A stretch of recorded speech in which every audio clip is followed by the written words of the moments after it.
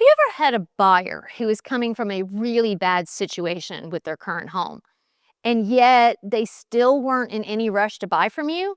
Like your roof is leaking and your neighbors just got a brand new litter of chihuahuas. Why haven't you moved yet?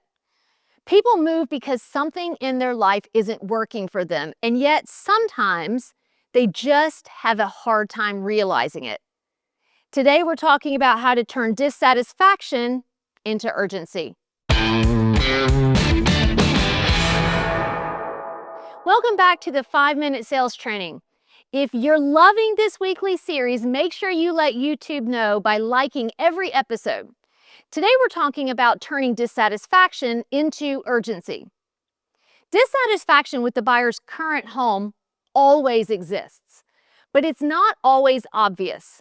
Most won't say, "Our house is making us miserable." They'll say, "We're just looking. We're curious about what's out there." But if they're standing in your model home, then they're feeling something. And you want to find out what that is. Because here's the truth. Urgency begins when dissatisfaction becomes clear and unavoidable. This kind of urgency is what we call personal urgency. And it's not something you can create. But what you can do is uncover it and then reflect it back to your buyer. What's prompting the move? Well, what's not working for you with where you live now? What are you hoping to improve?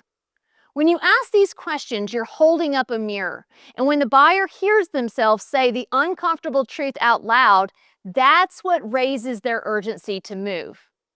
Now, I want you to be brave and keep going. Now that you've got that mirror up, don't put it down. Keep going. Once they open up, don't move on. Go deeper. Tell me more about that. How long have you been feeling that way? What happens if nothing changes? You want to ask these questions that make the pain tangible, not because you're mean, but because you want them to acknowledge the pain and make a choice to resolve it.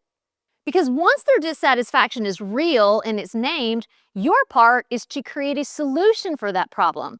You can say to the customer, "You mentioned your current home feels disjointed and closed off.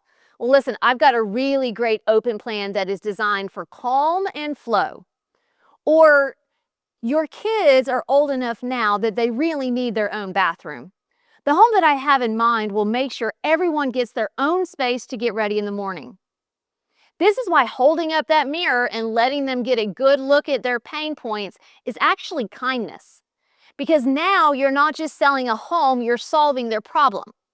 Your job is to help them recognize the pain and then walk them towards the fix. So here's your challenge this week. Look at your pipeline. Select 2 to 3 buyers. Then ask yourself, have I uncovered their dissatisfaction and have I reflected it back to them? If the answer is no, then pick up the phone because you've got some work to do. Ask some better questions. Listen deeper, because the deeper the dissatisfaction, the higher the urgency. And the higher the urgency, that's what closes sales. Until next time, learn more to earn more.